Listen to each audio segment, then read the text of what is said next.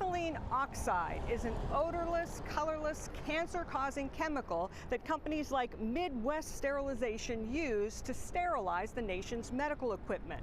Now, new regulations are going into effect, but questions remain about if and when exactly that will happen.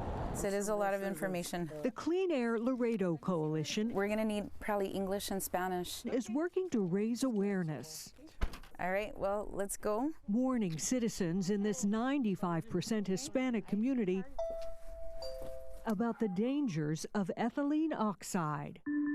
Ethylene oxide, or EtO, was classified by the Environmental Protection Agency as a carcinogen in 2016. It's a colorless gas used to sterilize medical equipment at nearly 100 commercial facilities across the country, including Midwest Sterilization in Laredo, Texas. And like many similar facilities, Midwest is located near residential communities. What is it like for this community to sit in the backyard of this facility emitting a known carcinogen?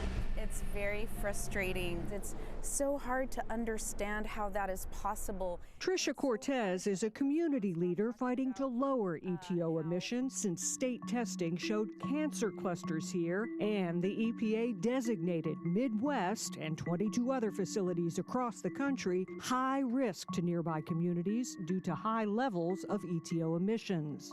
The new EPA regulations are designed to reduce EtO emissions at commercial sterilizers by 90%, but the industry is pushing back.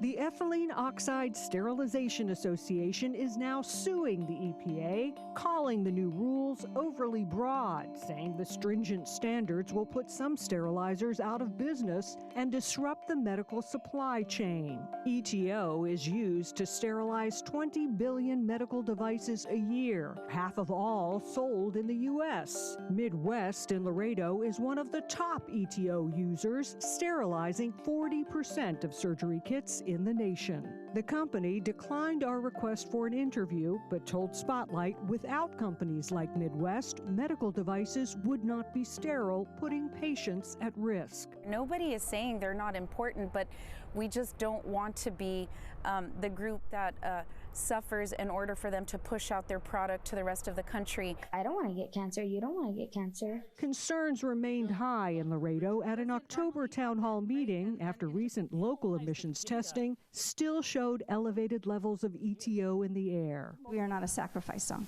I'm Angie Moreski. Hi. Spotlight on America. Spotlight discovered during our visit, many residents are still unaware of the risk. You didn't know anything about EtO? No. Leaving groups like Tricia's even more determined to push the industry to comply with the rules.